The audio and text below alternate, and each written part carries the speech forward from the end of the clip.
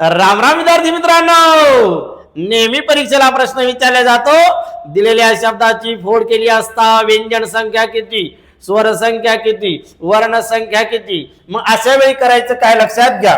आता आपल्याला शब्द दिला प्रावीण्य, या प्रावीण्यमध्ये प्रा हे जोड अक्षर आहे आणि ण्य हे जोड अक्षर आहे। जोड अक्षर फोडत असताना करायचं काय लक्षात घ्या।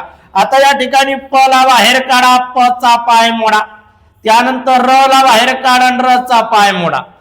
जोड अक्षराच्या मध्ये दोन व्यंजनाच्या मध्ये स्वर घ्यायचा नसतो। मग या ठिकाणी शेवटी घ्या प्रा, हे झालं प्रा, प अधिक र अधिक प्रा। त्यानंतर वि, व अधिक दीर्घ ई, हे सोपं आहे। आता पुढं आहे बघा, न इथे अधिक घ्या, न अधिक य अधिक अ। जोड अक्षराच्या मध्ये स्वर घ्यायचा नाही, असा फोडायचा आहे प्रावीण्य। तसाच धृतराष्ट्र, मग आता या ठिकाणी लक्षात घ्या, ध्रुव हे जोड अक्षर नाही, मग ध अधिक रु हे ध्रुव नावाचं अक्षर आहे, जोड अक्षर नाही, लक्षात घ्या बरं का।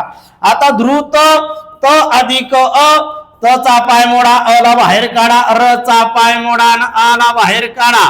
आता इथं हे जोड अक्षर आहे, मग जसं उच्चार आहे तसं फोडायचं। श अधिक ट अधिक र अधिक अ, बघा हे स्ट्र, असा फोडायचा आहे धृतराष्ट्र।